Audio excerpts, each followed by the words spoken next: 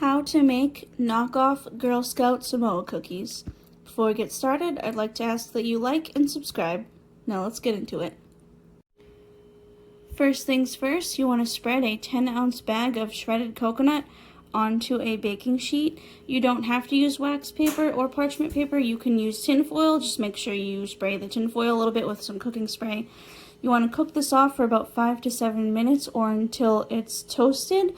But every 1 to 2 minutes, you want to take it out of the oven and just kind of, mix it up a little, get it moving around, because the bottom might toast faster than the top will, and you don't want it to burn. That would really suck. Put it in a 325-degree oven.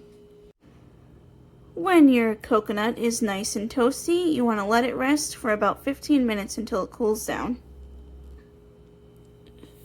Fair warning, your coconut might take longer than the 5 to 7 minutes I suggested. I know mine sure did.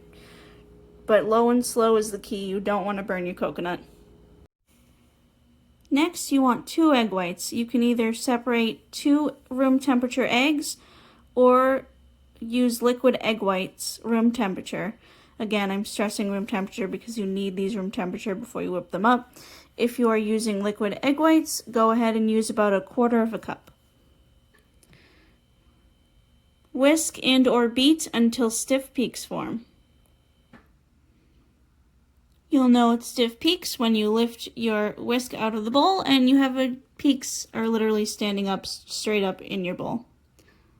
Put this aside for a minute until we're ready to use it. Now you want to take your cooled toasted coconut and pour it into a large or medium to large size bowl. Next, you want to add 1 13-ounce can of dulce de leche. Now, personally, I couldn't find that at my store, but when I looked up on Google to see if there was like a substitution I could use, a close second was caramel, so I'm going to use 13 ounces of that. Pour it into your bowl with your coconut.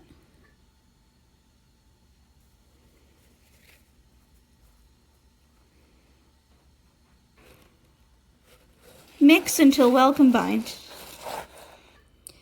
Next, you want to grab your egg whites and a rubber spatula and put your egg whites into your coconut mixture.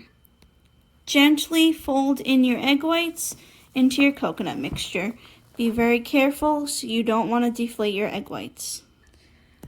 Next, you want to grab yourself a cookie sheet and cover it with either tin foil. If you're going to use tin foil, you want to spray it a little bit with cooking spray or wax paper or parchment paper. You can make your cookies as big or as small as you want. I'm going to use this little scoop, probably about a tablespoon or so.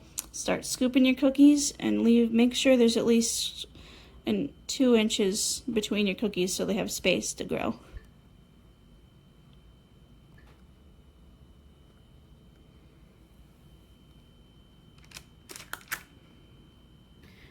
You want to bake all your cookies off at 325 degrees for about 20 minutes.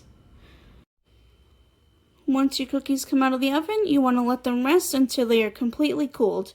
Also, like I said before, you definitely want to make sure there's at least 2 to 3 inches between each cookie because these grow a lot. When your cookies are completely cooled down, you're going to put about 4 ounces of chocolate into a microwave-safe bowl. Melt your chocolate in small increments, maybe 10, 15 to 30 seconds each time until it is smooth and silky. Now when you have a nice smooth mixture like this, it's time to dip your cookies.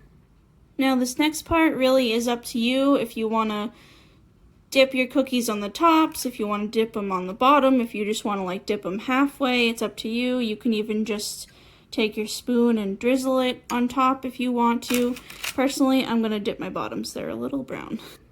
Regardless of how you want to dip your cookie, you want to dip your cookie into the chocolate. Swirl it around a little bit so it gets everywhere.